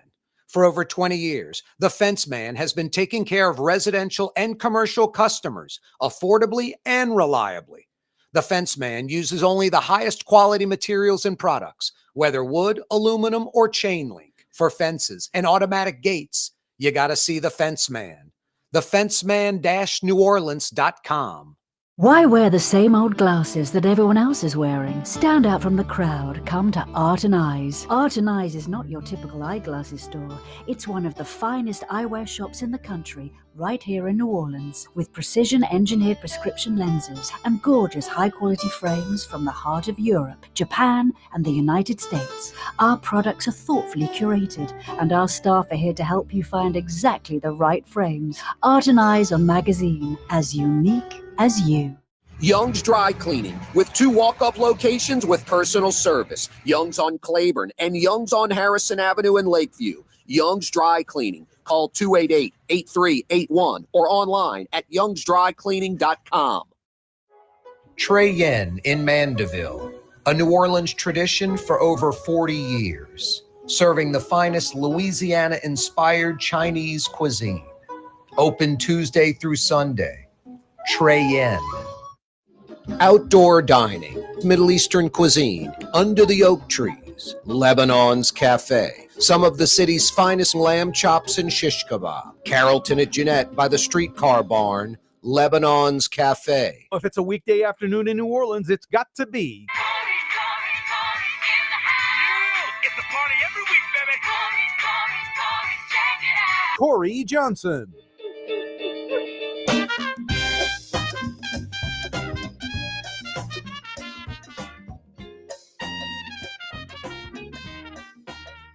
Yeah, you right. Corey Johnson back at you on a wide open Wednesday. Thanks so much for joining us. 21 years ago today, I'll say for you folks, maybe 35, 40 plus, will know who this is. Buddy Diliberto passed away 21 years ago today. Now, I love working with Buddy D. He was a trip. I'll never forget down the dial at the Big 870 WWL. I worked there for about 10 years with Buddy. Buddy was on from like 5 to 7. I was on 7 to 10 right after Buddy. And we had this meeting because the WWL had the rights to the Saints, the rights to LSU, and the rights to the Arena League team, but not the rights to the then Hornets. So this whole meeting was about, hey, we want to emphasize the Saints and LSU, of course, but we want to de-emphasize the Hornets, the NBA team, and promote the Arena League team because we have the rights. We broadcast their games. So they go around the table, all the people that were there in broadcasting are kind of scared, don't want to lose their job. They're agreeing with the boss. And they go all the way around the table. I was after Buddy D. So they go to Buddy D. Buddy's like, he's sitting there like looking at a gold sheet or something, ignoring everything. And then when they get to him, like, Buddy, what do you think? He's like, what are y'all, crazy? The Arena team? No one gives a crap about the Arena team. What, you going to have me hype minor league baseball now? The Zephyrs? The Saints? The LSU? I don't care if we have the rights to them or not. They're the big stories. And the NBA is the big story. I'm going to talk Hornets. I'm not going to talk voodoo at all. And I'm sitting there, and the boss takes out a pen and just scratches off the list of like, promote Arena team over NBA team. And they didn't even come to me. They go to everyone, and then Buddy just shut it down. No, Buddy was, they knew you go against Buddy D, literally, he would be on the air the next day in the same time slot, doing the same show on another station. So it was great working with Buddy D because, even with the accent and, New Orleans character and all that, the guy had integrity. He was a journalist. He grew up writing for the newspaper. He was smart, no matter what you heard. And the buck stopped with him, and it was refreshing having him there to keep things right.